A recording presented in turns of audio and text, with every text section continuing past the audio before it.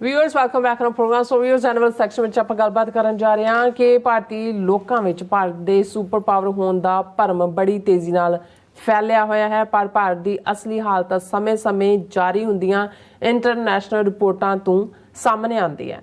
ਸੋ United nation ਦੀ ਸੰਸਥਾ United nation development programme ਨੇ ਆਪਣੀ ਸਾਲਾਨਾ human development index report 13 March ਨੂੰ ਜਾਰੀ ਕੀਤੀ ਹੈ और इस विच सर्वे किया गया है कि 193 ਦੇ ਦੇਸ਼ਾਂ ਚੋਂ ਜਿਹੜੇ ਭਾਰਤ ਦਾ 134ਵਾਂ ਸ਼ਰਮਨਾਕ ਰੈਂਕ ਹੈ। ਸੋ ਬੰਗਲਾਦੇਸ਼ ਤੇ ਸ਼੍ਰੀਲੰਕਾ ਵੀ ਭਾਰਤ ਤੋਂ ਉੱਪਰਲੇ ਰੈਂਕ 'ਚ ਤੇ ਖੜੇ ਨੇ। ਸੋ ਇਸ ਬਾਰੇ ਆਪਾਂ ਗੱਲਬਾਤ ਕਰਨ ਜਾ ਰਹੇ ਹਾਂ ਔਰ ਨਾਲ ਹੀ ਜਿਹੜੇ ਤੁਹਾਡੇ ਲਾਈਵ ਮੈਸੇਜ ਨੇ ਉਹ ਐਂਟਰਟੇਨ ਕਰਾਂਗੇ ਔਰ ਨਾਲ ਹੀ ਗੁਰਬਾਣੀ ਵਿਚਾਰਾਂ ਦੀ ਸਾਂਝ ਤੁਹਾਡੇ ਨਾਲ ਪਾਈ ਜਾਏਗੀ। ਸੋ ਅਸੀਂ ਚਾਹਾਂਗੇ ਕਿ ਤੁਸੀਂ ਇਸੇ ਤਰ੍ਹਾਂ ਬੜੇ ਰਹਿਣਾ, ਦੇਖਣ ਸੁਣਨ ਲਈ ਐਂਡ ਲਿਖਣ ਲਈ। ਤੁਹਾਡਾ ਸਭ ਦਾ ਬਹੁਤ ਬਹੁਤ ਧੰਨਵਾਦ ਜੀ। ਡਾਕਟਰ ਸਾਹਿਬ ਕੀ ਕਹਿਣਾ ਚਾਹੋਗੇ? देखो, ਭਾਰਤੀ ਪ੍ਰੋਪੇਗੈਂਡਾ ਜਾਂ ਝੂਠ ਜਿਸ ਦਾ ਅਸੀਂ ਜ਼ਿਕਰ ਕਰਕੇ ਹਟੇ ਹਾਂ ਕਿ ਕਿਵੇਂ ਉਹਨਾਂ ਨੇ ਨਿਊਜ਼ੀਲੈਂਡ ਦੇ ਡਿਪਟੀ ਪ੍ਰਾਈਮ ਮਿਨਿਸਟਰ ਦੀ ਸਟੇਟਮੈਂਟ ਨੂੰ ਬਿਲਕੁਲ ਉਲਟਾ ਕੇ ਆਪਣੇ ਹੱਕ 'ਚ ਵਰਤਣ ਦੀ ਕੋਸ਼ਿਸ਼ ਕੀਤੀ। ਔਰ ਇਸ 'ਚ ਵੀ ਕੋਈ ਦੋ ਰਾਵਾਂ ਨਹੀਂ ਨੇ ਕਿ ਵੀ ਜਿਹੜਾ ਝੂਠ ਬੋਲਦਾ ਹੈ ਔਰ ਵੱਡਾ ਝੂਠ ਬੋਲਦਾ, ਬਾਰ-ਬਾਰ ਬੋਲਦਾ ਹੈ, ਉਹ ਫਿਰ ਆਪਣੇ ਝੂਠ 'ਤੇ ਆਪ ਹੀ ਯਕੀਨ ਵੀ ਕਰਨ ਲੱਗ ਜਾਂਦਾ। ਸੋ ਭਾਰਤੀ ਹਾਕਮਾਂ ਜਾਂ ਉਹਨਾਂ ਦੇ ਦੁਮ ਛੱਲਿਆਂ ਦਾ ਹਾਲ ਇਹ ਹੈ ਕਿ ਉਹਨਾਂ ਨੇ ਇਹ ਪ੍ਰਚਾਰ ਕੇ ਕਿ ਭਾਰਤ ਸੁਪਰ ਪਾਵਰ ਬਣ ਗਿਆ, ਭਾਰਤ ਵਿਸ਼ਵ ਗੁਰੂ ਬਣ ਗਿਆ, ਅਸੀਂ ਚੰਦਰਮਾ 'ਤੇ ਜਿਹੜਾ ਯਾਨ ਭੇਜ ਦਿੱਤਾ, ਅਸੀਂ ਇਹ ਕਰਤਾ ਉਹ ਕਰਤਾ। ਉਹ ਸੱਚਮੁੱਚ ਇਸ ਗੱਲ ਨੂੰ ਜਦੋਂ ਪ੍ਰਚਾਰ ਰਹੇ ਹੁੰਦੇ ਨੇ ਨਾਲ ਹੀ ਉਹ ਕਹਿ ਰਹੇ ਹੁੰਦੇ ਨੇ ਕਿ ਦੇਖੋ ਮੋਦੀ ਸਰਕਾਰ ਨੇ 80 ਕਰੋੜ ਲੋਕਾਂ ਨੂੰ ਮੁਫਤ ਜਿਹੜਾ ਹੈ ਉਹ ਅੰਨ 5 ਕਿਲੋ ਮਹੀਨੇ ਦਾ ਯੋਜਨਾ ਪ੍ਰਧਾਨ ਮੰਤਰੀ ਫਲਾਣਾ ਅੰਨਪੂਰਨਾ ਯੋਜਨਾ ਕਿ ਕੀ ਆ ਉਹ ਅਸੀਂ ਉਹਦੇ 'ਤੇ ਵੀ ਮੋਦੀ ਦਾ ਥੈਲੇ ਦੇ ਉੱਤੇ ਵੀ ਉਹਦਾ ਬੂਥਾ ਲਾਇਆ ਹੋਇਆ। ਹੁਣ ਕੋਈ ਪੁੱਛ ਸਕਦਾ ਹੈ ਕਿ ਵੀ ਤੁਹਾਡੇ ਜੇ 80 ਕਰੋੜ ਲੋਕਾਂ ਨੂੰ ਮੁਫਤ ਅਨਾਜ ਦੇ ਨਾਲ ਤੁਸੀਂ ਜਿਉਂਦੇ ਰੱਖ ਰਹੇ ਹੋ ਤੇ ਤੁਹਾਡਾ ਕਿਹੜੀ ਸੁਪਰ ਪਾਵਰ, ਕਿਹੜੀ ਪ੍ਰੋਗਰੈਸ, ਕਿਹੜੀ ਤੁਹਾਡੀ ਤਰੱਕੀ ਕਿੱਥੇ ਹੈ, ਕੀ ਹੈ?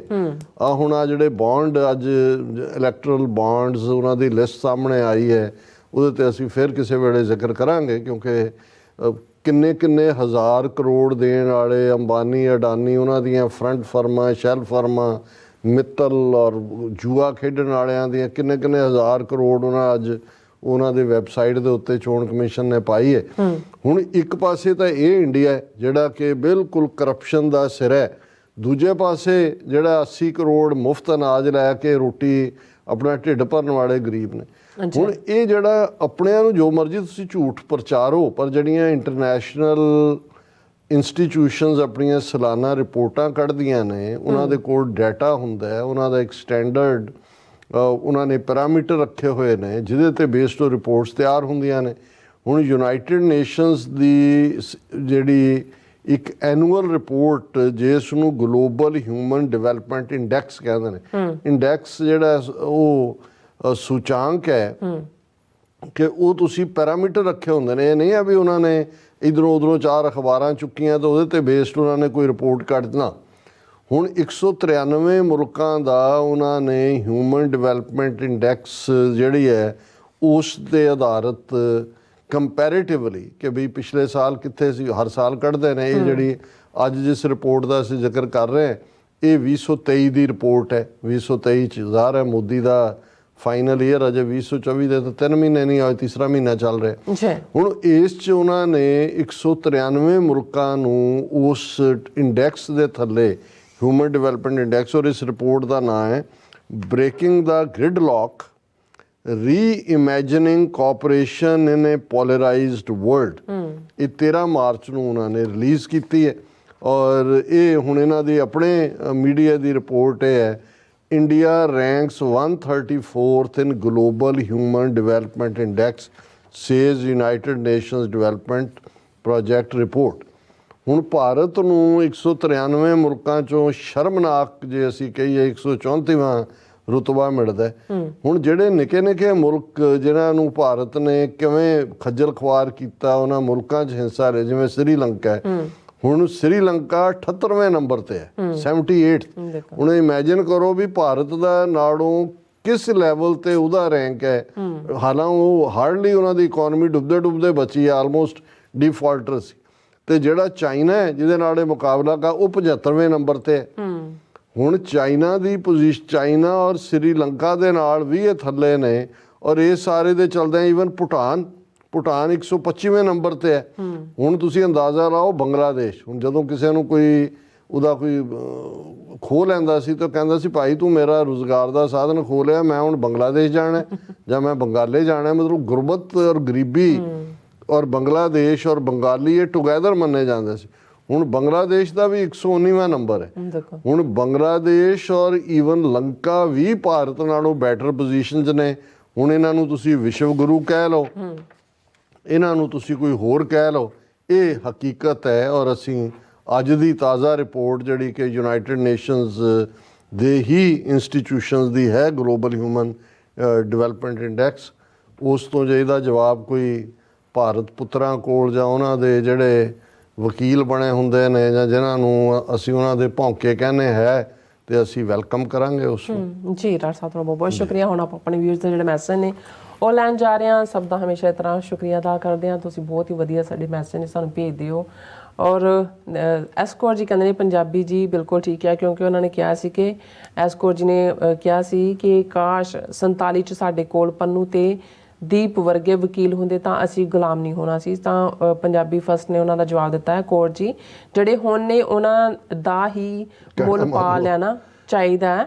ਭਾਈ ਅੰਮ੍ਰਿਤਪਾਲ ਸਿੰਘ ਦਾ ਸਾਥ ਦੇਣਾ ਹਰ ਇੱਕ ਸਿੱਖ ਦਾ ਫਰਜ਼ ਹੋਣਾ ਚਾਹੀਦਾ ਹੈ। ਸੋ ਇਸੇ ਤਰ੍ਹਾਂ ਸਤਨਾਮ ਔਜਲਾ ਜੀ ਫਤਿਹ ਬੁਲਾਉਂਦੇ ਨੇ ਔਰ ਸਤਨਾਮ ਫਿਰ ਨਾਲੇ ਖਾਲਸਾ ਜ਼ਿੰਦਾਬਾਦ ਕਹਿੰਦੇ ਨੇ।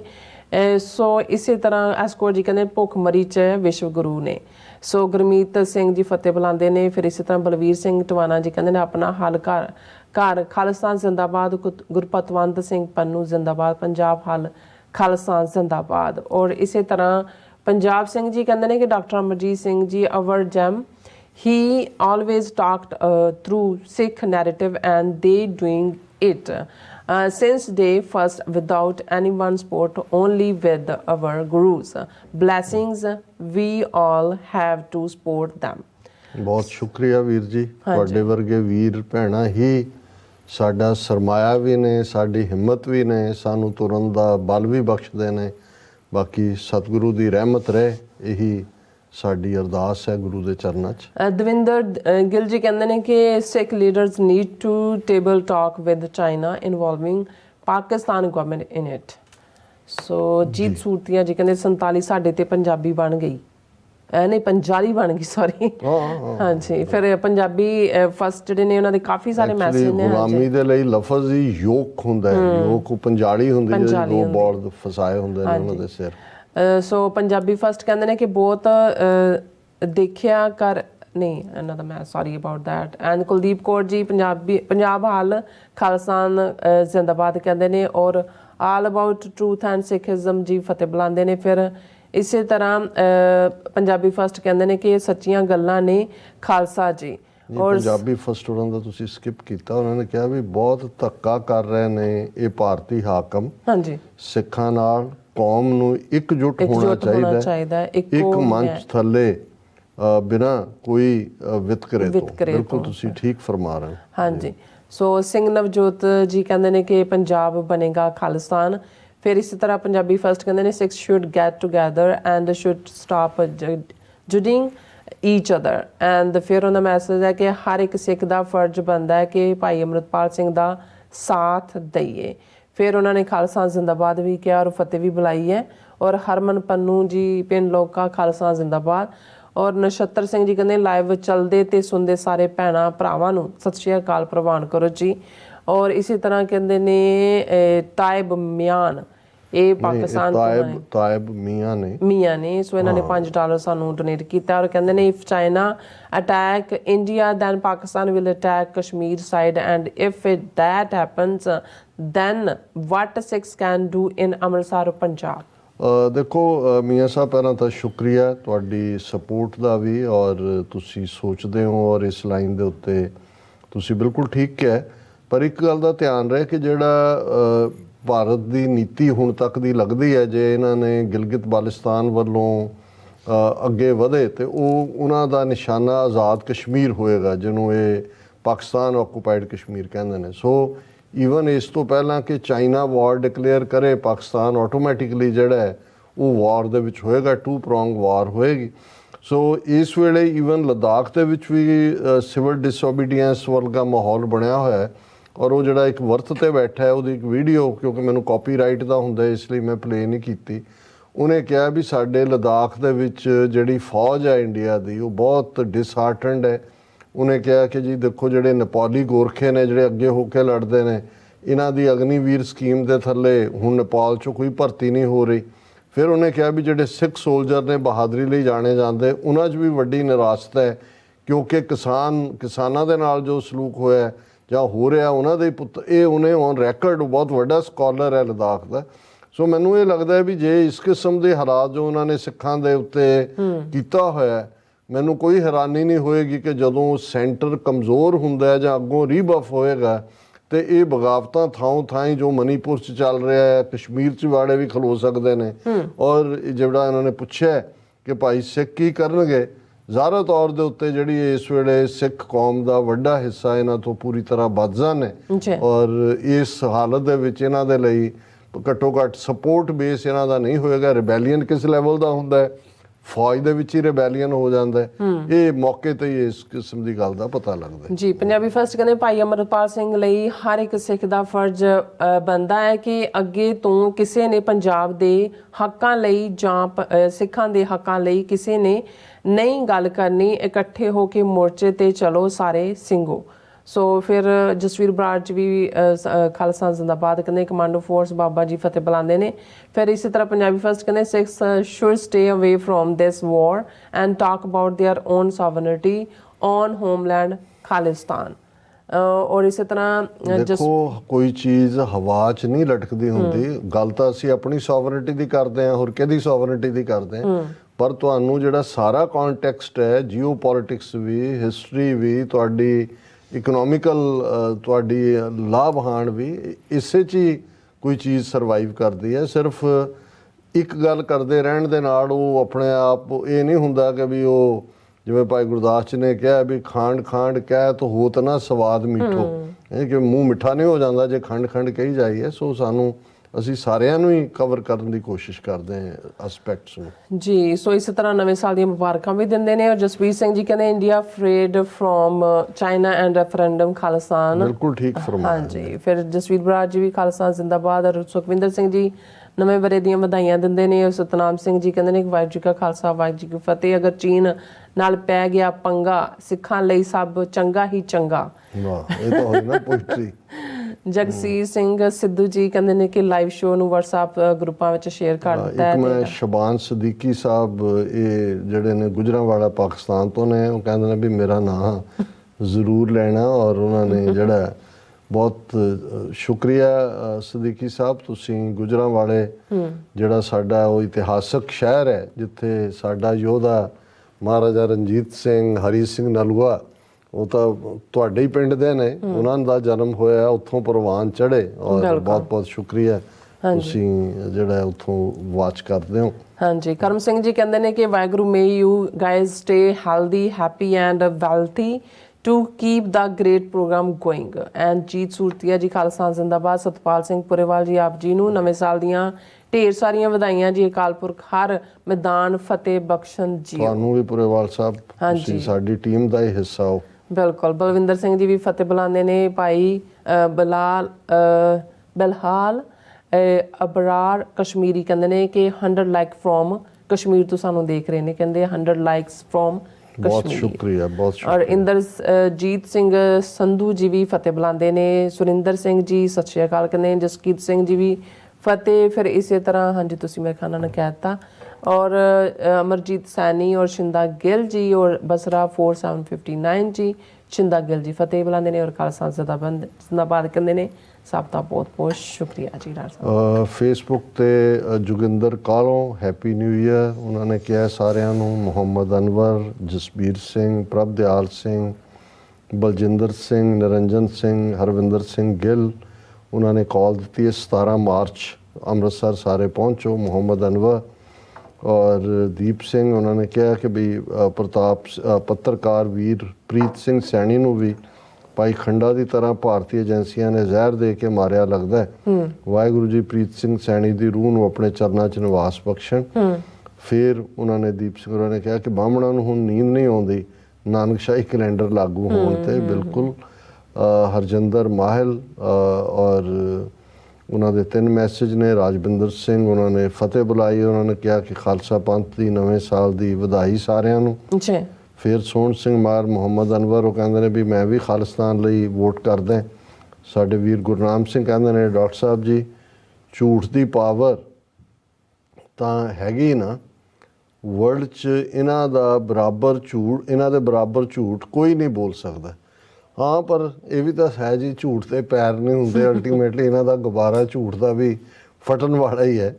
ਔਰ ਇਸੇ ਤਰ੍ਹਾਂ ਲਖਬੀਰ ਰੇਂਜ ਰੰਗੜ, ਮੁਹੰਮਦ ਅਨਵਰ, ਫਿਰ ਗੁਰਨਾਮ ਸਿੰਘ ਉਹਨਾਂ ਨੇ ਕਿਹਾ ਵਿਸ਼ਵ ਗੁਰੂ ਇਨ ਕਰਪਸ਼ਨ ਐਂਡ ਝੂਠ। ਬਿਲਕੁਲ। ਔਰ ਰਾਜਵਿੰਦਰ ਸਿੰਘ ਉਹਨਾਂ ਦਾ ਫਾਈਨਲ ਮੈਸੇਜ ਹੈ, ਉਹਨਾਂ ਨੇ ਕਿਹਾ ਕਿ doctor sahib where are these dogs like Sirsa who see anything in Pakistan so quick and though they go blind on what is happening to our Sikhs in their terrorist country. Why can't these dogs see the suffering of Bhai Amritpal Singh and others who have done nothing wrong even according to the constitution? Rajwinder Singh ji ਇਹ state ਦੇ ਕੁੱਤੇ ਨੇ ਔਰ ਕੁੱਤਿਆਂ ਨੇ ਆਪਣੇ ਮਾਲਕ ਦੇ ਲਈ ਭੌਂਕਣਾ ਹੁੰਦਾ ਹੈ। ਔਰ ਇਸ ਵੇਲੇ ਉਹਨਾਂ ਦੇ ਮਾਲਕਾਂ ਨੇ ਉਹਨਾਂ ਦੇ ਮੂੰਹ ਨੂੰ ਛਿੱਕੂ ਬੰਨਿਆ ਹੋਇਆ ਕਿ ਜਦੋਂ ਹੋਏਗਾ ਫਿਰ ਉਹਨਾਂ ਨੇ ਜਿਹਦੇ ਵੱਲ ਮੂੰਹ ਕਰਕੇ ਜਿਹੜਾ ਉਹ ਹੁਸ਼ ਕਰਕੇ ਭੌਂਕਣ ਨੂੰ ਕਹਿਣਾ ਉਦੋਂ ਹੀ ਉਹਨਾਂ ਨੇ ਭੌਂਕਣਾ। ਔਰ ਕਿਉਂਕਿ ਅੱਜ ਸ਼ੁਰੂਆਤ ਹੈ ਨਵੇਂ ਵਰ੍ਹੇ ਦੀ ਵੀ 556 ਦੀ ਔਰ ਨਵੇਂ ਵਰ੍ਹੇ ਦਾ ਪਹਿਲਾ ਮਹੀਨਾ ਚੇਤ ਉਸ ਦੀ ਪਹਿਲੀ ਤਾਰੀਖ। ਔਰ ਇਸ ਗੱਲ ਦਾ ਵੀ ਧਿਆਨ ਰਹੇ ਕਿ ਇਹ ਜਿਹੜਾ 12 ਮਾਹ ਗੁਰੂ ਨਾਨਕ ਸਾਹਿਬ ਦਾ ਰਾਗ ਤੁਖਾਰੀ ਦੇ ਵਿੱਚ ਹੈ, 12 ਮਾਹ ਮਾਝ ਗੁਰੂ ਅਰਜਨ ਸਾਹਿਬ ਦਾ ਮਾਝ ਰਾਗ ਦੇ ਵਿੱਚ ਹੈ। ਸੋ ਜਿਹੜੇ ਪੰਜਾਬ ਦੇ 6 ਸੀਜ਼ਨ 12 ਮਹੀਨੇ ਔਰ ਜਿਹੜੇ ਸਾਡਾ ਨਾਨਕਸ਼ਾਹੀ ਕੈਲੰਡਰ ਹੈ ਉਹ ਵੀ ਉਹਨਾਂ ਮਹੀਨਿਆਂ 'ਤੇ ਹੀ ਬੇਸਡ ਹੈ, ਜਿਹਦੇ 'ਚ ਚੇਤ, ਵਿਸਾਖ, ਜੇਠ, ਹਾੜ, ਸਾਵਣ, ਭਾਦੋ, ਅੱਸੂ, ਕੱਤਕ, ਮੱਘਰ, ਪੋਹ, ਮਾਹ, ਫੱਗਣ। ਸੋ ਹੁਣ ਫੱਗਣ ਦਾ ਮਹੀਨਾ ਖਤਮ ਹੋਇਆ ਕੱਲ, ਅੱਜ ਪਹਿਲੀ ਚੇਤ ਨੂੰ। ਔਰ ਅਸੀਂ ਕਿਉਂਕਿ 12 ਮਾਹ ਮਾਝ ਉਹ ਤਾਂ ਜਦੋਂ ਗੁਰਦੁਆਰਾ ਸਾਹਿਬਾਨ ਦੇ ਵਿੱਚ ਵੀ ਜਦੋਂ ਖਾਸ ਤੌਰ ਤੇ ਮਾਈਆਂ ਆ ਕੇ ਕਹਿਣਗੀਆਂ ਜੇ ਮਹੀਨਾ ਸੁਣਾਓ ਤੇ ਉਹ 12 ਮਾਹ ਮਾਝ ਚੋਂ ਹੀ ਸੁਣਾਇਆ ਜਾਂਦਾ ਹੈ। ਜਿਵੇਂ ਚੇਤ ਗੋਬਿੰਦ ਆਰਾਧੀ ਹੈ, ਹੋਵਿਆ ਆਨੰਦ ਘਣਾ ਇਸ ਦੇ ਉੱਤੇ। ਪਰ ਅਸੀਂ ਜਦੋਂ ਵਿਚਾਰ ਕਰਦੇ ਹਾਂ ਕਿਉਂਕਿ ਉਹ ਆਲਰੇਡੀ ਪੋਪੂਲਰ ਹੈ, ਸੋ ਮੈਨੂੰ ਇਹ ਹੁੰਦਾ ਵੀ ਜਿਹੜਾ ਘੱਟ ਪੋਪੂਲਰ ਹੈ ਔਰ ਲੇਕਿਨ ਉਸ ਦੇ ਵਿੱਚ ਜਿਵੇਂ ਮੌਸਮਾਂ ਦੀ ਬਣਤਰ ਔਰ ਉਹੀ ਫਲੋ ਹੈ ਜੋ ਅਸੀਂ ਉਹਦੇ 'ਚ ਦੇਖਦੇ ਹਾਂ। ਇਹ ਜਿਹੜਾ ਤੁਖਾਰੀ ਦੇ ਵਿੱਚ ਔਰ ਚੇਤ ਮਹੀਨੇ ਪ੍ਰਥਾਏ ਗੁਰੂ ਨਾਨਕ ਸਾਹਿਬ ਦਾ ਜਿਹੜਾ ਇਸ ਦੇ ਉੱਤੇ ਮੈਸੇਜ ਹੈ। ਔਰ ਅਸੀਂ ਕੋਸ਼ਿਸ਼ ਕਰਾਂਗੇ ਕੱਲ੍ਹ ਤੋਂ, ਕਿਉਂਕਿ ਇਹ ਚੇਤ ਦੇ ਮਹੀਨੇ ਦੀ ਵਿਚਾਰ ਤੋਂ ਪਹਿਲਾਂ 3 ਸ਼ਬਦ ਹੋਰ ਨੇ ਜਿਹੜੇ ਤੁਖਾਰੀ ਦੇ ਵਿੱਚ ਆਉਂਦੇ ਨੇ, ਤਾਂ ਫਿਰ ਅਸੀਂ ਰੈਗੂਲਰਲੀ ਇਹ ਸਾਡੇ ਇੱਕ ਵੀਰ ਨੇ ਲਿਖਿਆ ਸੀ ਕਿ ਵੀ ਤੁਸੀਂ ਜਿਵੇਂ ਕਿਉਂਕਿ ਰਾਗ ਆਸਾ ਦੇ ਵਿੱਚ ਸਾਡਾ ਜਿਹੜਾ ਆ ਉਹ ਕੰਪਲੀਟ ਹੋ ਚੁੱਕਾ ਪਾਰਟ ਕਿ ਵੀ ਤੁਸੀਂ ਇਸ ਨੂੰ ਜਿਹੜਾ 12 ਮਾਹ ਤੁਖਾਰੀ ਦੇ ਉੱਤੇ ਵਿਚਾਰ ਦਿਓ। ਸੋ ਅੱਜ ਅਸੀਂ ਕਿਉਂਕਿ ਚੇਤ ਦੀ ਸ਼ੁਰੂਆਤ ਹੈ ਉਸ ਦੀ ਗੱਲ ਜ਼ਰੂਰ ਕਰਾਂਗੇ, ਪਰ ਕੱਲ੍ਹ ਤੋਂ ਅਸੀਂ ਉਹਦੀ ਬਿਗਨਿੰਗ ਤੋਂ ਜਿੱਥੋਂ ਕਿ ਤੁਖਾਰੀ ਦੇ ਰਾਗ ਤੁਖਾਰੀ ਦੇ ਸ਼ਬਦ ਸ਼ੁਰੂ ਹੁੰਦੇ ਨੇ ਉਹਨਾਂ ਨੂੰ ਵਿਚਾਰਾਂਗੇ। ਚੇਤ ਬਸੰਤ ਭਲਾ ਭਵਰ ਸੁਹਾਵੜੇ ਬਨ ਫੂਲੇ ਮੰਝ ਬਾਰ ਮੈਂ ਪਿਰ ਕਰ ਬੌੜੇ ਪਿਰ ਘਰ ਨਹੀਂ ਆਵੈ ਧਨ ਕਿਉਂ ਸੁਖ ਪਾਵੈ ਬਿਰਹਿ ਵਿਰੋਧ ਤਨ ਛੀਜੈ ਕੋਕਲ ਅੰਬ ਸੁਹਾਵੀ ਬੋਲੇ ਕਿਉਂ ਦੁਖ ਅੰਕ ਸਹੀਜੈ ਭਵਰ ਭਵੰਤਾ ਫੂਲੀ ਡਾਲੀ ਕਿਉਂ ਜੀਵਾਂ ਮਰ ਮਾਏ ਨਾਨਕ ਚੇਤ ਸਹਿਜ ਸੁਖ ਪਾਵੈ ਜੇ ਹਰ ਵਾਰ ਘਰ ਧਨ ਪਾਏ। ਜਿਵੇਂ ਅਸੀਂ ਅਕਸਰ ਜ਼ਿਕਰ ਕਰਦੇ ਹਾਂ ਕਿ ਗੁਰੂ ਗ੍ਰੰਥ ਸਾਹਿਬ 'ਚ ਜਿਹੜਾ ਸ਼ਾਇਦ ਸਭ ਤੋਂ ਜ਼ਿਆਦਾ ਵਰਤਿਆ ਗਿਆ ਅਲੰਕਾਰ ਹੈ ਜਾਂ ਉਦਾਹਰਣ ਹੈ ਉਹ ਰੂਹਾਂ ਜਿਹੜੀਆਂ ਪਤਨੀਆਂ ਵਾਂਗ ਨੇ ਔਰ ਇੱਕ ਵਾਹਿਗੁਰੂ ਜਿਹੜਾ ਇਸ ਕਾਇਨਾਤ ਦਾ ਮਾਲਕ, ਇਸ ਕਾਇਨਾਤ ਨੂੰ ਸਾਜਣ ਵਾਲਾ। ਜੇ ਕੰਪੀਟੀਸ਼ਨ ਵੀ ਹੈ ਕਿ ਜਾਏ ਪੁੱਛੋ ਸੁਹਾਗਣੀ, ਵਾਹੇ ਕਿਨੀ ਬਾਤੀ ਸ਼ੋ ਪਾਈ ਹੈ, ਜੋ ਕੁਛ ਕਰੇ ਸੋ ਭਲਾ ਕਰ ਮਾਨੀ ਹੈ ਹਿਕਮਤ ਕਿ ਇੱਕ ਦੁਹਾਗਣ ਜਿਹੜੀ ਹੈ ਜਿਸ ਦਾ ਪਤੀ ਉਸ ਦੇ ਉੱਤੇ ਰਾਜ਼ੀ ਨਹੀਂ ਹੈ ਜਾਂ ਛੁੱਟੜ ਹੈ, ਉਹ ਸੁਹਾਗਣ ਨੂੰ ਪੁੱਛਦੀ ਹੈ ਕਿ ਕਿਵੇਂ ਮੈਂ ਤੂੰ ਕਿਵੇਂ ਪਾਇਆ, ਕਿ ਬਜਾਏ ਪੁੱਛੋ ਸੁਹਾਗਣੀ ਵਾਹੇ ਕਿਨੀ ਬਾਤੀ ਸ਼ੋ ਪਾਈ ਹੈ, ਕਿ ਜਿਹੜੀ ਰੂਹ ਰੱਬ ਨਾਲ ਜੁੜੀ ਹੋਈ ਹੈ ਉਸ ਨੂੰ ਜਿਹੜੀ ਟੁੱਟੀ ਹੋਈ ਰੂਹ ਹੈ ਜਿਹੜੀ ਯਤਨ ਕਰਦੀ ਹੈ ਵੀ ਮੈਂ ਕਿਵੇਂ ਪਿਰ ਨੂੰ ਮਿਲਾਂ, ਉਹ ਪੁੱਛਦੀ ਹੈ ਕਿ ਵੀ ਤੂੰ ਕੀ ਯਤਨ ਕੀਤੇ। ਹੁਣ ਇਹੀ ਵੀ ਇੱਕ ਪਾਸੇ ਚੇਤ ਦਾ ਮਹੀਨਾ, ਔਰ ਇਸ 'ਚ ਅਸੀਂ ਇੱਥੋਂ ਦੇ ਲੈਂਡਸਕੇਪ ਦੀ ਵੀ ਜੇ ਗੱਲ ਕਰੀਏ, ਅੱਜ ਟੈਂਪਰੇਚਰ 70s ਦੇ ਵਿੱਚ ਹੈ, 2 ਦਿਨ ਪਹਿਲਾਂ ਤੱਕ 40s 30 'ਚ ਸੀ। ਤੇ ਜਦੋਂ ਇਹ 12 ਮਾਹ ਰਚਿਆ ਗਿਆ, ਜ਼ਾਹਰ ਹੈ ਪੰਜਾਬ ਦਾ ਮੌਸਮ, ਪੰਜਾਬ ਦੇ ਵੈਦਰ, ਪੰਜਾਬ ਦੇ ਫੁੱਲ ਫਲ ਪੰਛੀ, ਹੁਣ ਇੱਥੇ ਤੁਸੀਂ ਕੋਇਲ ਦੀ ਗੱਲ ਕਰੋ, ਕੋਇਲ ਔਰ ਅੰਬ ਦਾ ਜ਼ਿਕਰ ਹੈ ਕਿ ਭਾਈ ਕੋਇਲ ਤਾਂ ਅੰਬ ਦੇ ਉੱਤੇ ਹੀ ਹੁੰਦੀ ਹੈ। ਕਿੰਨੇ ਗੁਰਬਾਣੀ ਦੇ ਸ਼ਬਦ ਨੇ ਜਿਹਦੇ 'ਚ ਕੋਇਲ ਔਰ ਅੰਬ ਦਾ ਜ਼ਿਕਰ ਹੈ। ਇਹ ਉੱਥੋਂ ਦੇ ਨਾਲ ਸੰਬੰਧਿਤ ਵੈਦਰ ਚੇਤ ਬਸੰਤ ਭਲਾ ਭਵਰ ਸੁਹਾਵੜੇ, ਕਿਉਂਕਿ ਜਦੋਂ ਇਹ ਚੇਤ ਦੀ ਸ਼ੁਰੂਆਤ ਹੁੰਦੀ ਹੈ, ਆਲਰੇਡੀ ਮਾਰਚ ਹੋਲੇ ਮਹੱਲੇ ਦਾ, ਬਸੰਤ ਪੰਚਮੀ ਦਾ, ਬਸੰਤ ਬਹਾਰ ਦਾ ਮੌਸਮ ਜਿਹੜਾ ਉਹ ਖੁੱਲ੍ਹ ਰਿਹਾ ਹੈ ਕਿ ਭਾਈ ਚੇਤ ਦਾ ਮਹੀਨਾ ਭਲਾ ਬਸੰਤ ਸਪਰਿੰਗ ਉਸ ਦੀ ਸ਼ੁਰੂਆਤ ਵੱਲ ਹੈ। ਭਵਰ ਸੁਹਾਵੜੇ ਭੌਰੇ, ਜਦੋਂ ਤੁਸੀਂ ਦੇਖਦੇ ਹੋ ਫੁੱਲਾਂ ਦੇ ਉੱਤੇ, ਕਿਉਂਕਿ ਜਦੋਂ ਫੁੱਲ ਖਿੜਦੇ ਨੇ, ਔਰ ਭਾਵੇਂ ਅਸੀਂ ਬਸੰਤ ਦੇ ਨਾਲ ਸਰੋਂ ਦੇ ਫੁੱਲ ਦਾ ਜ਼ਿਕਰ ਹੁੰਦਾ ਹੈ ਔਰ ਉਹ ਸਾਰੇ ਦਾ, ਕਿ ਭਾਈ ਇਹ ਸਾਰਾ ਜਿਹੜਾ ਚੇਤ ਦਾ ਮਹੀਨਾ, ਬਸੰਤ ਜਿਹੜੀ ਹੈ ਉਹ ਬਹਾਰ 'ਚ ਆ ਰਹੀ ਹੈ। ਭਵਰ ਸੁਹਾਵੜੇ ਬਨ ਫੂਲੇ ਮੰਝ ਬਾਰ, ਕਿ ਭਾਈ ਉਸ ਖਿੱਤੇ ਦੇ ਵਿੱਚ ਬਾਰ ਦੇ ਇਲਾਕੇ, ਬਾਰ ਦਰਵਾਜ਼ੇ ਦੀ ਸੈਂਸ ਵੀ ਇਸਤੇਮਾਲ ਹੋਇਆ, ਮੇਰੇ ਘਰ ਦੇ ਦਰਵਾਜ਼ੇ ਦੇ ਬਾਹਰ, ਤੇ ਵਨ ਵੀ ਹੈ। ਜਦੋਂ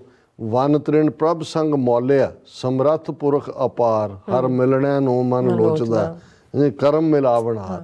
ਇਹ ਵੀ ਵਨਾਂ ਦਾ, ਕਿਉਂਕਿ ਸਪਰਿੰਗ ਦੇ ਨਾਲ 4 ਚੁਫੇਰੇ ਫੁੱਲ ਨੇ ਤੇ ਭੌਰੇ ਨੇ।